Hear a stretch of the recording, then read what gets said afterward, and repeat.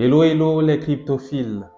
Très grande nouvelle, mais une nouvelle qui suit la logique du système ou la logique de l'institution en question, c'est que le président Faustin Archange Touadéra monte à la tête de la CEMAC pour 2 ans.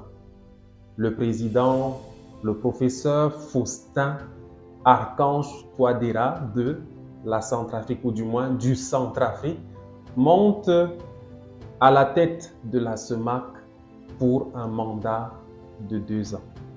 C'est une nouvelle qui est très intéressante, autant que parce qu'il faut suivre la logique en fait des choses, c'est que nous avons affaire à une institution qui est une institution économique et monétaire et qui réunit 6 pays, notamment le Cameroun, le Centrafrique, le Tchad, le Gabon, la Guinée équatoriale et le Congo-Brazzaville. Et il y a eu donc dernièrement un sommet des chefs d'État et de gouvernement qui s'est tenu à Yaoundé, qui a rassemblé justement les dirigeants de ces pays et de cette communauté-là, la CEMAC, et à l'issue de laquelle, en fait, il y a eu donc renouvellement des dirigeants de cette institution-là, ce qui a donc conduit naturellement et suivant des textes qui régissent l'institution, la passation de service ou du moins la transition vers un nouveau dirigeant qui est donc le professeur, le président du Centrafrique, qui est le professeur Archange Touadéra. Donc, à voir qui est Archange, le président du Centrafrique, c'est que ce qui est intéressant à relever, c'est que c'est un cryptophile. Et on sait que de par ses efforts, le Centrafrique aujourd'hui est un pays, le deuxième pays au monde dans lequel les crypto-monnaies ont cours légal. Ça, c'est une information, quelque chose de très intéressant. C'est que à la tête d'une institution économique et monétaire aujourd'hui, on a un président qui est un cryptophile. C'est d'autant plus intéressant parce qu'au départ, il y a eu tellement de réticence dans le fait de devoir passer au Centrafrique la direction de cette institution parce qu'il y avait justement cette problématique liée au fait que le Centrafrique ait accepté le Bitcoin ou les crypto-monnaies de manière générale comme une monnaie légale. On a eu tellement de polémiques à ce sujet-là jusqu'à ce que finalement on aboutisse à ce qui arrive. Et le fait qu'il monte à la tête de cette institution suit un cours naturel. On a eu le président Biya qui, de manière particulière, a servi à cette fonction-là pendant 4 ans, je pense, partant de mars 2019 jusqu'à maintenant. Et actuellement, on a le relais qui a été passé au Centrafrique, conformément à la réglementation qui veut depuis le 17 janvier 2010, je pense bien. Cette réglementation voudrait que les États de la CEMAC se passent la fonction de la présidence par ordre alphabétique. Donc, dans l'ordre alphabétique, en premier, on a le Cameroun. En deuxième position, on a donc le Centrafrique. Excusez, j'insiste par rapport au Centrafrique parce qu'il semble que le nom a changé. Le déterminant qu'on met avant Centrafrique est devenu le Centrafrique. Donc, on a Centrafrique.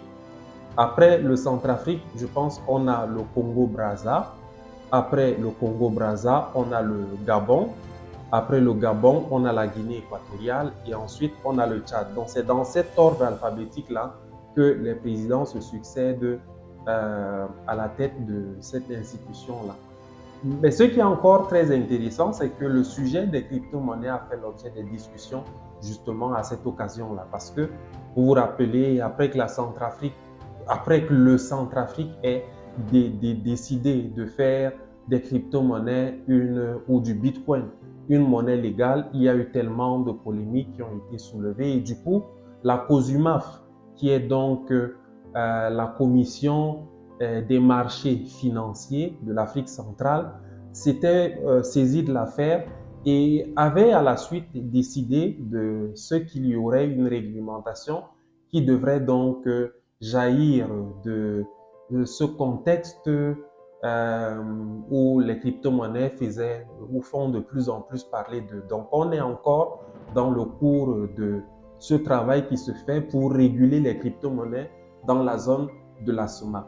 Mais entre-temps, voilà ce qui arrive. On a donc un cryptophile qui est à la tête de l'institution et on a eu dans le rapport qui a été lu au final, à la fin de cette session par le président sortant de la commission de la SOMAC, le monsieur, excusez, je ne connais plus son titre exactement, donc le président Daniel Ona-Ondo.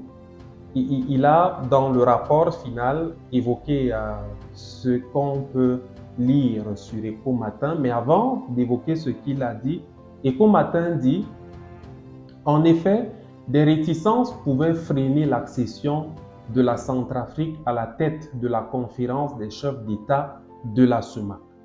Et pour cause, l'adoption du Bitcoin comme monnaie officielle et la création de sa propre crypto-monnaie nommée Sango, alors que la BEAC n'a pas encore élaboré une réglementation régionale sur les crypto-actifs.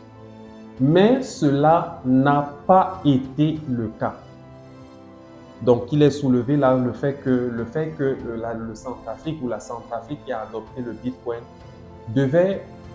avait créé quelques réticences quant au fait de devoir passer la présidence de la SOMAC au président de la Centrafrique.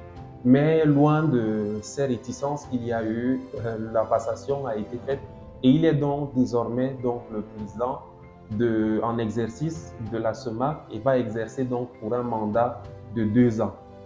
Maintenant, à la suite, donc, il y a ce que le président de la commission de la SOMAC a donc dit. Il dit, ça c'est dans le rapport final, il dit donc que, en outre, donc la conférence où elle a suivi la présentation de l'analyse et perspective de la crypto-monnaie dans la sous-région faite par le gouverneur de la BEAC.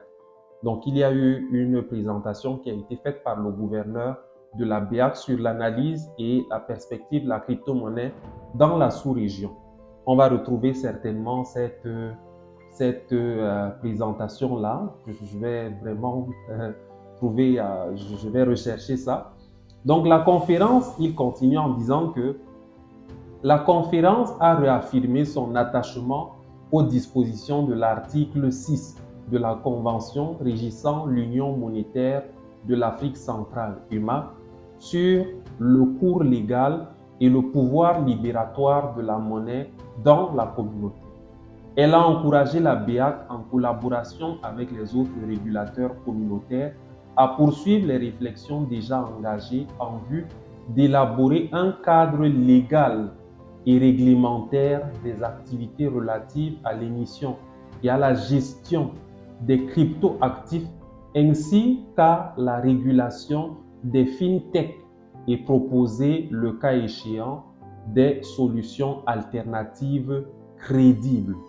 On va relire encore ce fragment-là qu'elle a encouragé, c'est-à-dire l'union, à la conférence donc, avec les instances qui s'y trouvaient.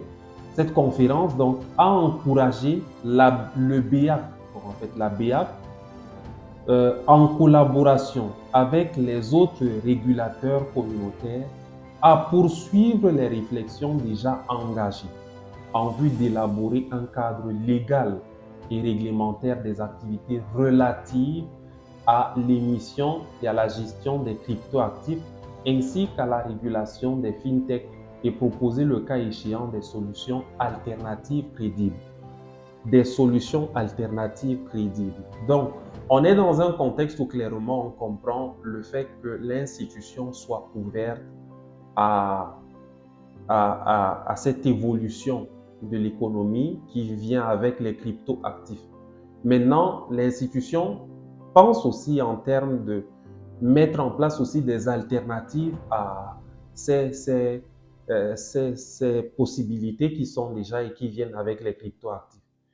C'est très intéressant parce qu'on peut voir à travers ça que la SOMAC exprime par ces faits-là une ouverture aux crypto-monnaies et se rend compte du contexte d'acceptation aussi par la population des crypto-actifs de manière générale et comprend que le besoin ou l'urgence ou ce qui est le plus important maintenant à faire, c'est de créer un cadre légal qui est associé à ces crypto-actifs.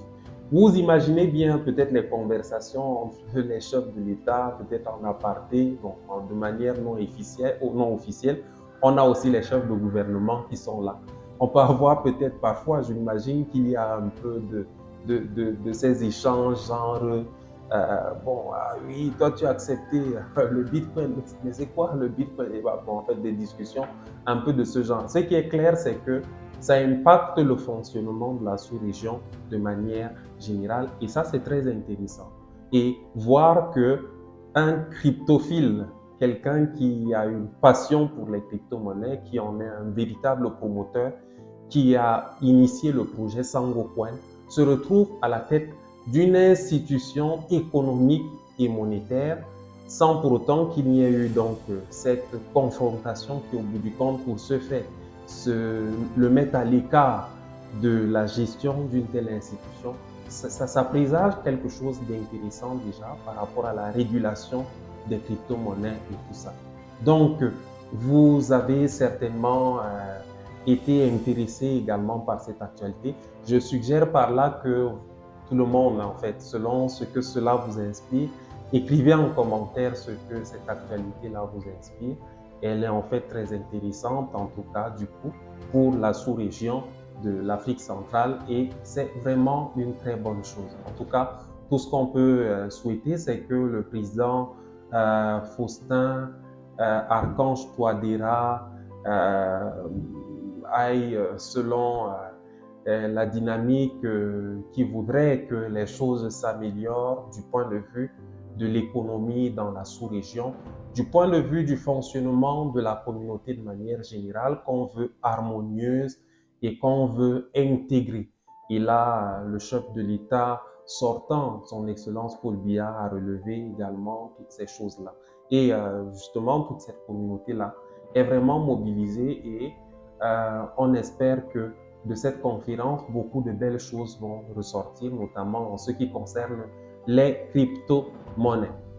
En tout cas, on a nos chefs de l'État qui sont très ouverts quant à cela, avec un président qui est un cryptophile. Bien, tout ce que cela vous inspire, s'il vous plaît, écrivez en commentaire et on pourra éventuellement continuer à partager dessus.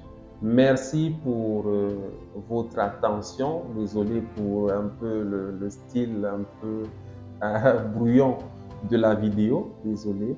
Et on est ensemble, que la santé et la bonne forme soient avec vous.